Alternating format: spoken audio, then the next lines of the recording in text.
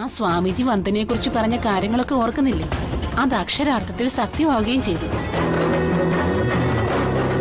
മനസ്സിൽ 7 തിരിയിട്ട നിലവിളക്ക് കൊളുത്തി വെച്ചിരിക്കുന്നവളാണ് ഇവൾ. ഇവളുടെ സാന്നിധ്യം ഈ ഭവനത്തിലെ തീരാശാപങ്ങളെ തടയുന്നു. ഈ വീട്ടിലെ അനർത്ഥങ്ങൾ ഒഴിവാക്കി തരുന്നവളാണ് ഇവൾ.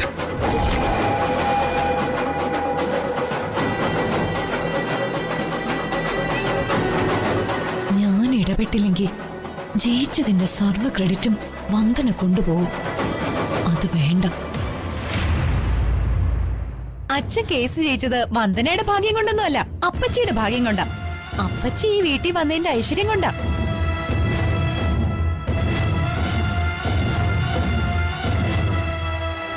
അങ്ങനെ അങ്ങോട്ട് പറഞ്ഞു കൊടുക്കടി.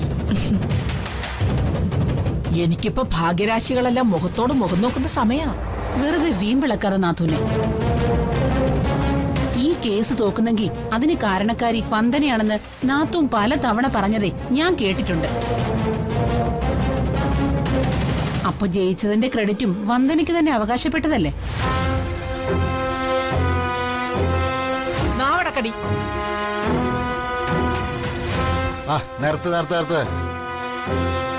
അതെ, എന്റെ കേസ് ജയിപ്പിച്ച എന്റെ ക്രെഡിറ്റ് ചേച്ചിക്കോ വന്ദനയ്ക്കോ കൊടുക്കുന്നത് അവിടെ നിൽക്കട്ടെ. എന്റെ പരാജയ വാർത്ത കേട്ടിട്ട് പടക്കം പൊട്ടിക്കാൻ നിൽക്കുന്ന കുറെ എംബോക്കികളുണ്ട്. അവനെയൊക്കെ വിളിച്ച് 2 പറയട്ടെ ഞാൻ. മോനെ, വന്ദന വരുന്നതുവരെ അച്ഛൻ തോറ്റുപോകുന്നുള്ള പല്ലവി മാത്രമേ ഇവിടെ കേൾക്കാനുണ്ടായിരുന്നുള്ളൂ. ജയിച്ചെന്ന് കേൾക്കാൻ വന്ദന വലതുകാല് വെച്ച് ഇവിടെ കയറേണ്ടി വന്നു. ഇവളൊരു ഭാഗ്യരാശി ഉള്ളവള് തന്നെയാടാ.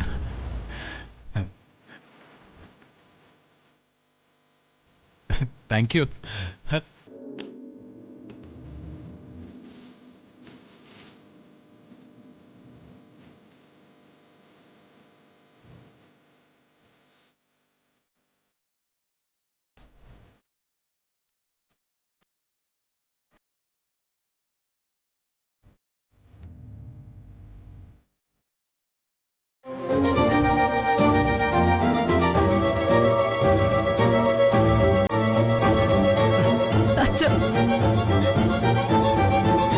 വിശ്വസിക്കണം, ഞാൻ പറഞ്ഞ സത്യത്തിന് അച്ഛന്റെ ഉള്ളിലെ തീ കെടുത്താൻ കഴിയില്ലെന്ന് എനിക്കറിയാം.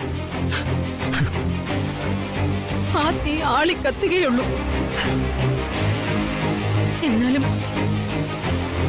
ഈ സത്യം അച്ഛനോടെങ്കിലും തുറന്നു പറഞ്ഞില്ലെങ്കിൽ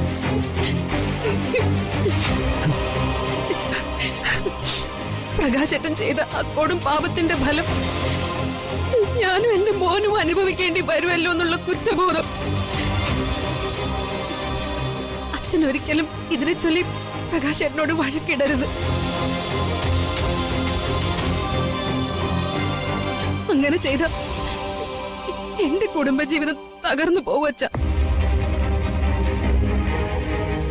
ഇങ്ങനെയുള്ളൊരു മനുഷ്യനോടൊത്ത് ജീവിക്കാനുള്ള കൊതി കൊണ്ടല്ല, അച്ഛനെ അമ്മയൊക്കെ വിട്ടുപോവാൻ കഴിയാത്തതുകൊണ്ട്.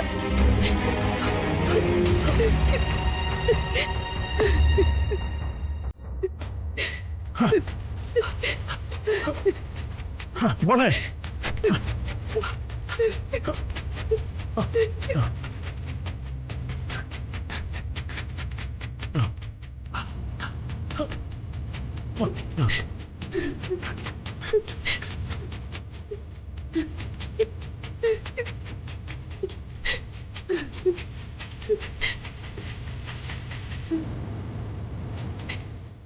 ഇല്ല മോളെ, എൻ്റെ ഉള്ളില് ഒരു വലിയ കനലാഴിയാ ഉള്ളത്. അതിലും അപ്പുറം ചുട്ടുപൊള്ളിക്കാൻ ഇനി ഒരു സങ്കട കനലിനും സാധിക്കില്ല. നീ എനിക്ക് മരുമകളായിട്ട് വന്നു കയറിയ പുണ്യമാണ്.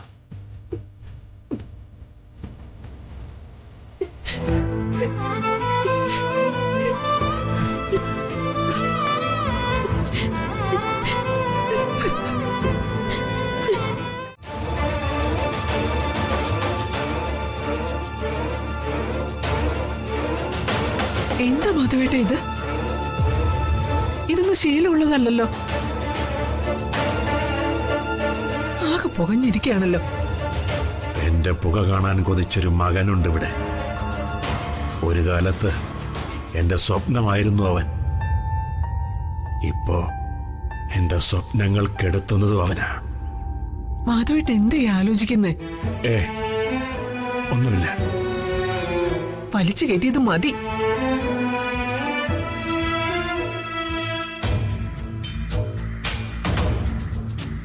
കനല് കെട്ടിട്ടില്ല എന്റെ മനസ്സുപോലെ.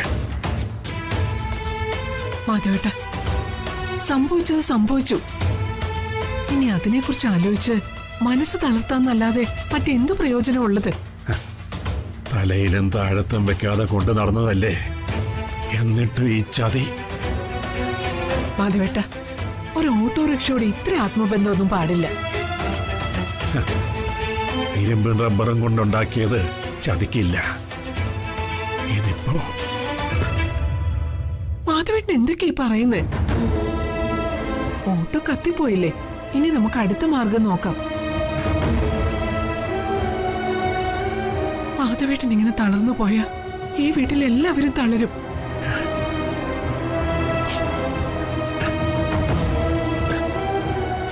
പോട്ടെ മാധവേട്ട, മറക്കാനുള്ളത് മറക്കണം. മറക്കാൻ പറ്റാത്തതോ?